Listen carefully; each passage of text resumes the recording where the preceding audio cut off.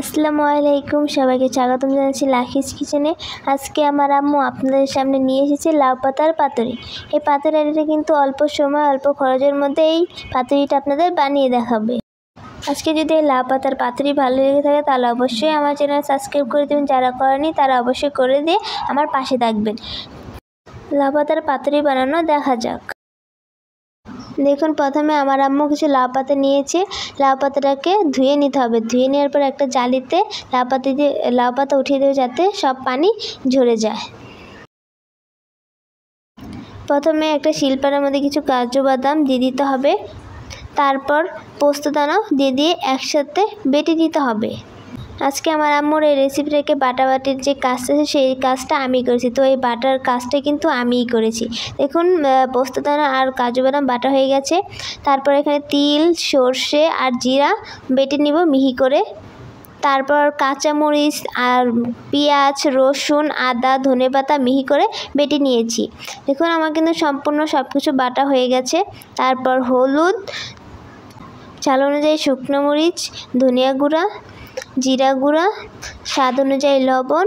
তারপর একসাথে হাত দিয়ে মাখিয়ে নিতে হবে। দেখতে পাচ্ছেন আমি কিভাবে মাখিয়েছি, এইভাবে আপনারা মাখিয়ে নেবেন। প্রথমে একটা লাউ পাতা নিয়েছি। লাউ পাতার মধ্যে যে মশলাটা বেটে রেখেছিলাম সেটা এখন দিয়ে মাখিয়ে নিব। মাখানো হয়ে গেছে। এই পেঁয়াজটা কিন্তু আমি আমার আম্মুর কাছ থেকেই শিখেছি। কে কীভাবে এই লাউ পাতাটা খেয়েছে সেটা অবশ্যই আমাকে কমেন্টে বলে যাবেন। আপনারা আপনাদের মন মতো করে এটা বানিয়ে নেবেন। লাউ পাতাটা প্রায় পেঁচানো হয়ে গেছে। লাউ পাতার পাতুরিটা বানানো হয়ে গেছে। এখন একইভাবে সব লাউ পাতার পাতুরি বানিয়ে নিব। সব লাউ পাতার পাতুরি বানানো হয়ে গেছে। এখন আমার আম্মু এই লাউ পাতার পাতুরি রান্না করে দিবে। প্রথমে একটা কড়াইতে পরিমাণ সরিষার তেল নিয়েছি। তেলটা গরম হয়ে গেলে জিরা, সরিষা, তেজপাতা, শুকনো মরিচ দিয়ে ভালো করে ভেজে নিতে হবে। পেঁয়াজ কুচিও দিয়ে দিতে ভালো করে ভেজে নিতে হবে। কাঁচামরিচ দিয়ে দিলাম ঝাল অনুযায়ী। তারপর ভালো করে সব কিছু ভেজে নিতে হবে। 1 চামচ আদা রসুন বাটা, কাজু বাদাম আর পোস্তদানা যে বেটে রেখেছিলাম সেটা এখন দিয়ে দিব। ভালো করে নাড়াচাড়া করে ভেজে নিতে হবে। নাড়াচাড়া হয়ে গেলে হলুদ, শুকনো মরিচ, ধনিয়া গুঁড়া, লবণ দিয়ে ভালো করে কষিয়ে নিতে হবে। সামান্য একটু পানি দিয়ে ভালো করে কষিয়ে নিতে হবে।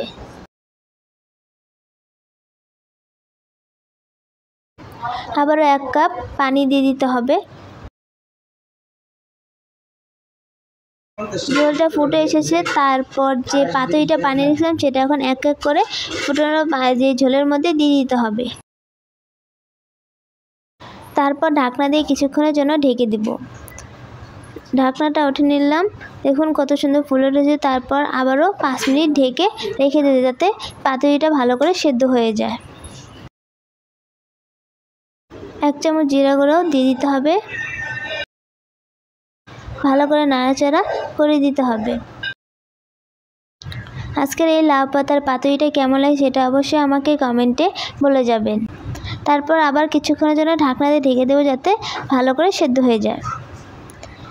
ঢাকনাটা উঠিয়ে নিলাম। দেখুন কত সুন্দর হয়েছে এই লাউ পাতার পাতুরিটা। এই লাউ পাতার পাতুরিটা হয়ে গেছে। এখন একটা বাটিতে নামিয়ে নিব। আজকের মতো এখানে শেষ করলাম। আল্লাহ হাফেজ।